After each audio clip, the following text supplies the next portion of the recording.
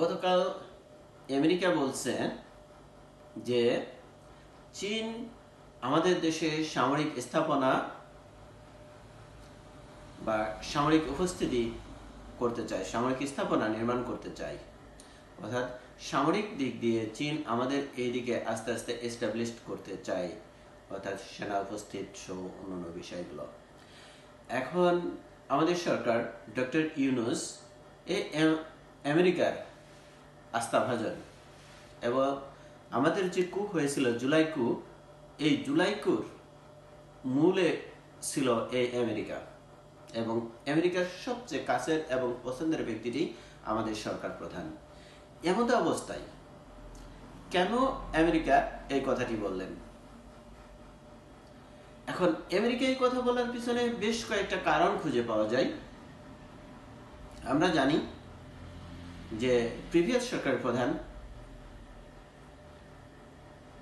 জননেত্রী শেখ হাসিনা বলেছিলেন, আমি যদি আমাদের সেন্ট মার্টিন দ্বীপটি আমেরিকার হাতে তুলে দিই তাহলে আমি ক্ষমতায় থাকতে পারবো। পাকাপোক্ত অবস্থায় তিনি থাকতে পারতেন যদি তিনি এই কাজটি করতেন।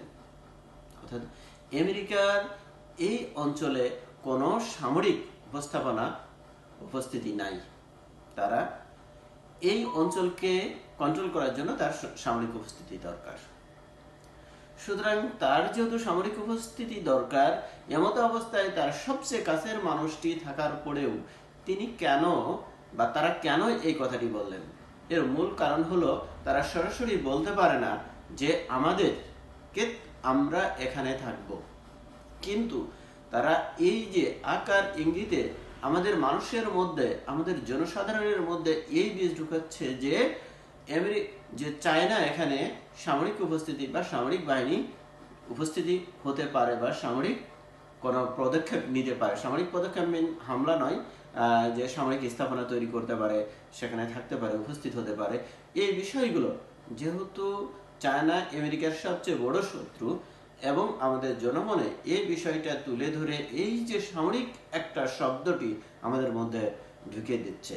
এই সামরিক শব্দটির কথা বলতে বলতে একটা সময় যেহেতু চায়না আমাদের ভিতরে ঢুকতে পারে, ভারত আমাদেরকে আক্রমণ করতে পারে, বা এই বিষয়গুলো তুলে ধরে একটা সময় তাদের এইখানে আসার একটি রাস্তা তৈরি করার ওয়ে খুঁজছে।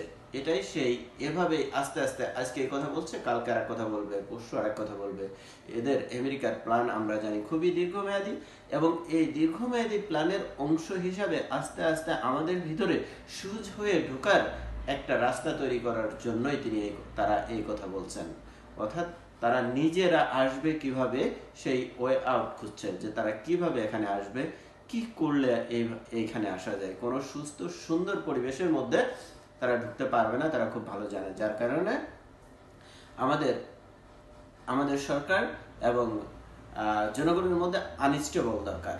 আর এই আনস্টেবল তৈরি করার জন্য বিভিন্ন সাইড থেকে এরকম আকার ইঙ্গিতে বিভিন্ন ধরনের এই বিষয়গুলো আমাদের মধ্যে, আমাদের জাতীয় জীবনে এই বিষয়গুলো ঢুকে বিতর্ক সৃষ্টি করে একটা সময় তাদের এই জায়গা বা আমাদের সেন্ট মার্টিন অথবা আমাদের এই অঞ্চলে সামরিক উপস্থিতি তৈরি করার একটা রাস্তা তৈরি করার জন্যই আমেরিকা এই কথা বলছেন।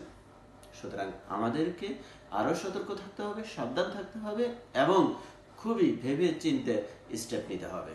সবাই ভালো থাকুন, সুন্দর থাকুন। আল্লাহ হাফেজ।